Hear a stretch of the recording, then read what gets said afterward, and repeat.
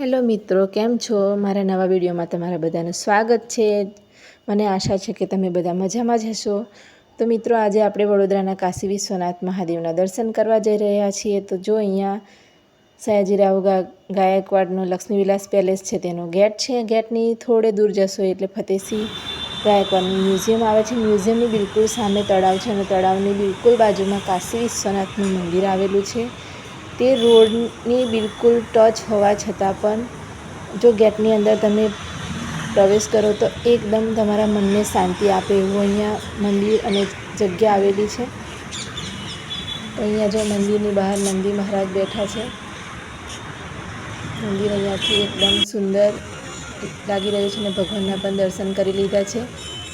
અને બાજુમાં હનુમાન દાદાનું પણ મસ્તન મંદિર આવેલું છે અને તેની બાજુમાં સોમનાથ મહાદેવનું મંદિર બનાવવામાં આવ્યું છે। ત્યાં પણ તમે 12 જ્યોતિર્લિંગના દર્શન કરી શકો છો। અંદર 12 જ્યોતિર્લિંગ આવેલા છે આ મંદિરની અંદર। અને અહીંયા ગાર્ડન એકદમ સુંદર લાગી રહ્યું છે। અહીંયા બેસો થોડી વાર તો તમારા મનને એકદમ શાંતિ અનુભવશો તમે। અને અહીંયા યજ્ઞશાળા પણ છે। જો યજ્ઞમાં બેસવું હોય તો તમે નામ લખાવી શકો છો।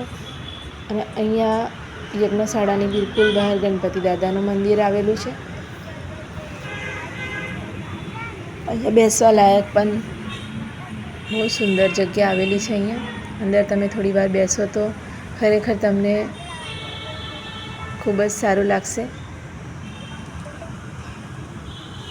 અમે પણ અહીંયા થોડી વાર બેઠા હતા। ભીડભાડવાળી જગ્યામાંથી જો થોડી વાર આવી જગ્યાએ તમે બેસો તો તમારું મન એકદમ પ્રફુલ્લિત થઈ જાય છે। અહીંયા ઝાડ પણ બહુ જ સુંદર અંદર દેખાઈ રહ્યા છે ગાર્ડનની અંદર। જો મિત્રો, તમને મારો વિડીયો સારો લાગ્યો હોય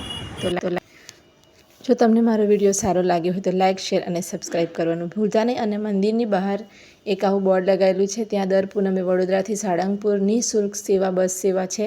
જો તમારે પણ લાભ લેવો હોય તો જરૂરથી લઈ શકો છો।